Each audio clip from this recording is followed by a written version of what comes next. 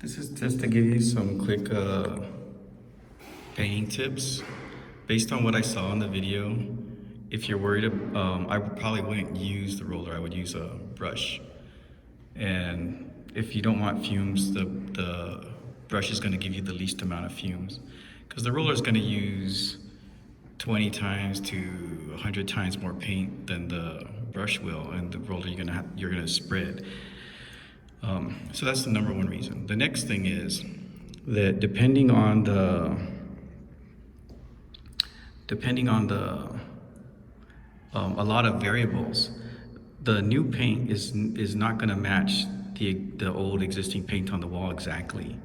And so, and it's like 2 days later, it'll start to match, maybe 2 weeks later, 2 months, 4 months, and then they start to blend together as they age.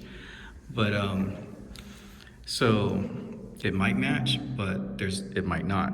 So, and that's another reason to use the brush. With the brush, you're going to be able to do an exact spot, and then the roller is going to come in for that width of the roller, and then you're going to have to spread it. And then, so now you're going to have this big, large area that, an unmatching blotch that you have to look at. And then the only way to cure that is you got to paint the whole wall just for this little dot. So the first thing you do is where the paint peeled, if you can just sand that with that sandpaper so that the edge of the broken paint blends in with the whatever's underneath, then you don't even need spackle. Spackle is just to even out those bumps. And so, and then, but if the sandpaper already evened out the bumps, then you don't have to worry about it. And then you don't want to sandpaper so far up and down that now you have to paint all that. Then with the brush, what you don't want to do is, the teaching of a brush is this, just a slight angle. But what that's going to do for a situation like this is that all the edge of the bristles, that's going to all form lines. And then that's why people like a roller, is that they don't have to look at the lines of the brush. But the way to avoid that is don't follow the teaching exactly. Tilt the brush very drastically, and just and don't press.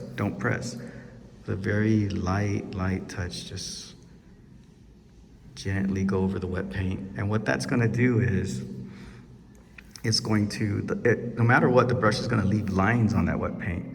But by being at a very low angle and very gentle touch, what happens is there's going to be fewer lines, and the lines that are there, they're not going to be very deep. And so what happens while the paint is still wet, some of those lines will disappear. The paint will kind of level with itself. And then, so you'll just have this one little dot and very light touch, and then and so if it doesn't match, all you have is this one little dot that doesn't match, and then over time it will match. The other thing is, if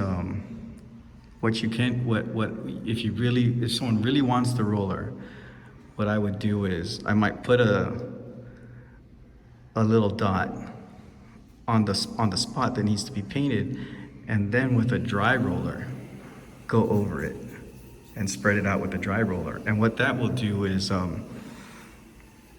you get that scattered effect where,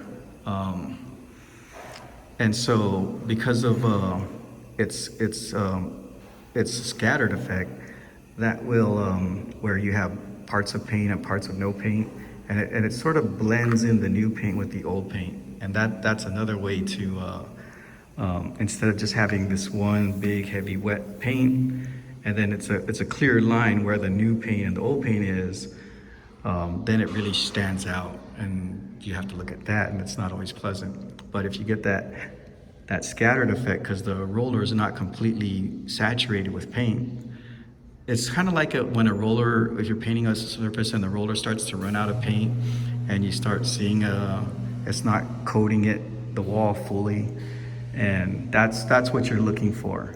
The only part that you want to coat fully is that one dot that you're fixing, and then the rest, very scattered effect of paint, but it's still with a roller, so you're gonna have the smoothness of a roller, but that scattered effect will make the new and the old paint disappear into each other more nicely.